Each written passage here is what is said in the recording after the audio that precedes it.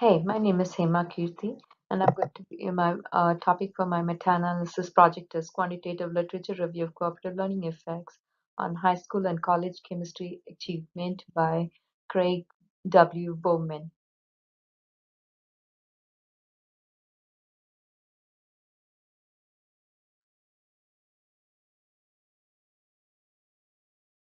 Research question: is cooperative learning more effective than traditional instruction in promoting academic achievement, persistence, and attitudes among undergraduates in science, mathematics, engineering, and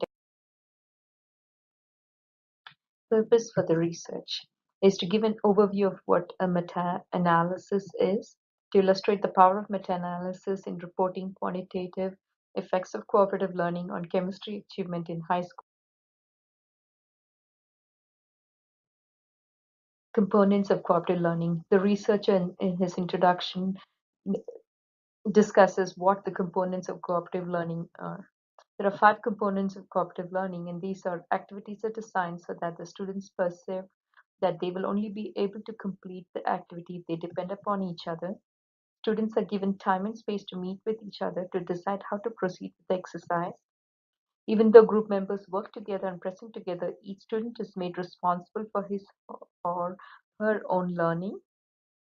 Trust building, communicating effectively, and conflict resolutions are practiced by students with feedback from the instructor. In order to assist students with learning about group processes for the future, they're given time to reflect upon the processes that occurred in their.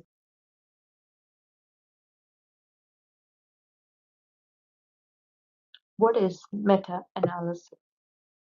Meta-analysis is a statistical procedure for combining data from multiple studies. In other words, it's the analysis of all the analysis. When the treatment of effect or the effect size is consistent from one study to the next, meta-analysis can be used to identify this common effect. When the effect varies from one study to the next, meta-analysis may be used to identify the reason for this variation. By combining the independent estimates into an average effect size, a meta-analysis is able to draw an overall conclusion regarding the direction and magnitude of the.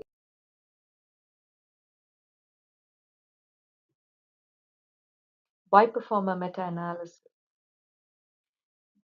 Decisions about the utility of an intervention or the validity of a hypothesis cannot be based on the results of a single study.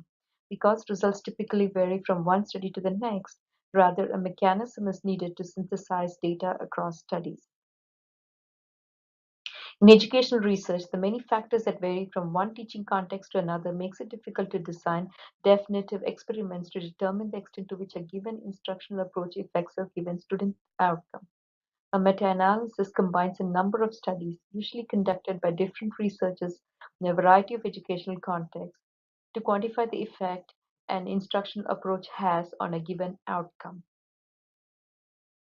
Narrative reviews had been used for this purpose, but the narrative reviews is largely subjective. That's because different experts can come to different conclusions and becomes difficult when there are more than a few studies involved. Meta-analysis, by contrast, applies objective formulas and can be used with any number of studies.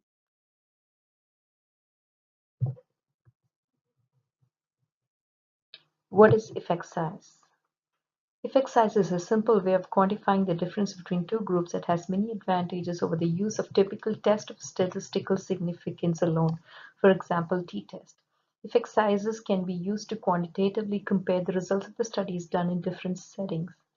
The calculation of the effect size is a standardized mean difference between the two groups.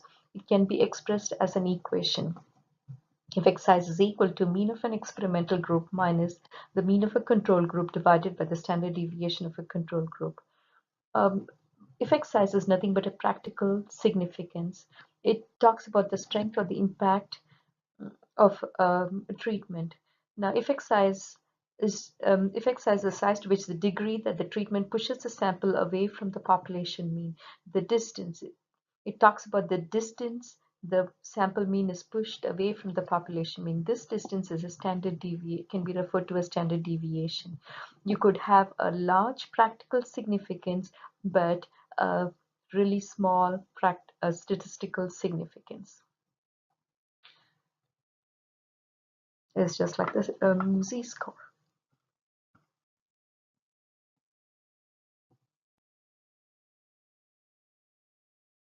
Why use effect size? Researchers usually want to show there is a difference between the groups they are studying or that some variables they are investigating are correlated. When the research has been replicated, the different effect sizes results from each study can be combined to give an overall best estimate of the size of effect. Effect size provides us information by assessing how much difference there is between groups or how strong the relation is between variables. In other words, effect sizes assess the magnitude or strength of the findings that occur in research studies. The research in this article has studied two studies which are entirely different.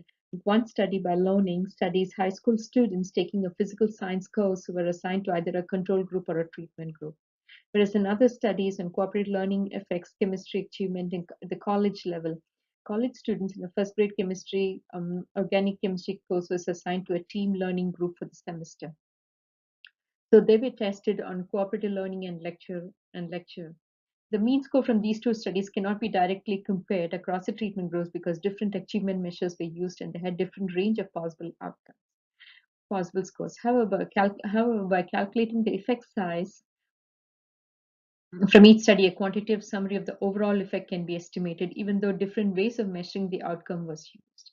So it's just like the Z-score. Z-score, you can compare grades from a chemistry class to grades from a statistics class. So it's just like that effect size. Effect size gives magnitude and strength. How can effect sizes be interpreted? One feature of effect size is that it can be directly converted into statements about the overlap between the two samples in terms of comparison of percentiles.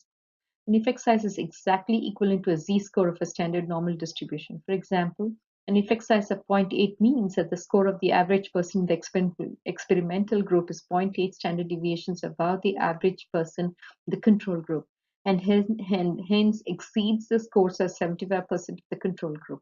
This is a table given by the researcher where he compares the effect size and the percentile change.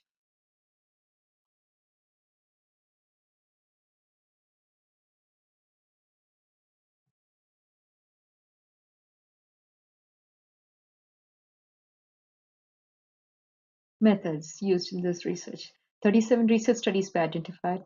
4 studies involved chemistry courses, 9 studies contained persistence data, and 11 studies contained.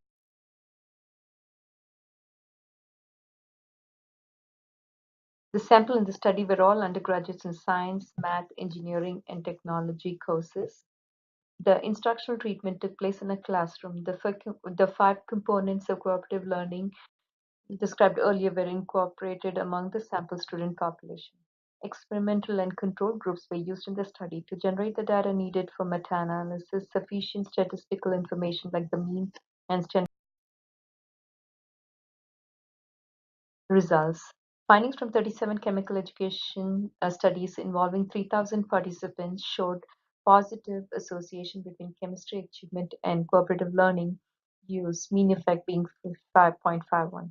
Practically, an effect size of 0.51 suggests median student performance in a cooperative learning group would be at the 70th percentile when compared to that of a student in a traditional group performing at the 50th percentile. The analysis shows that while median student performance in a traditional course is at the 50th percentile, the median student performance in a cooperative learning environment is 14 percentile points higher. Based on persistent and attitudinal outcomes, findings from 9 studies on persistence data and 11 studies on attitudinal data showed that students who participated in various types of cooperative learning, ranging from extended formal interactions to brief informal interactions, had greater academic achievement, exhibited more favorable attitudes towards learning, and had increased persistence through STEM courses than students who did not participate in the STEM cooperative learning. Students taught with cooperative learning approaches were 22% higher in persistence and showed positive attitude towards their classes than the approach. The meta-analysis is reported in the article shows that on average, using aspects of cooperative learning can enhance chemistry achievement for high school and college students. On the basis of the results of this meta-analysis, it's strongly recommended that chemistry instructors continue incorporating cooperative learning practices into their classes. These results can be used to support efforts at curriculum changes that instructors might May.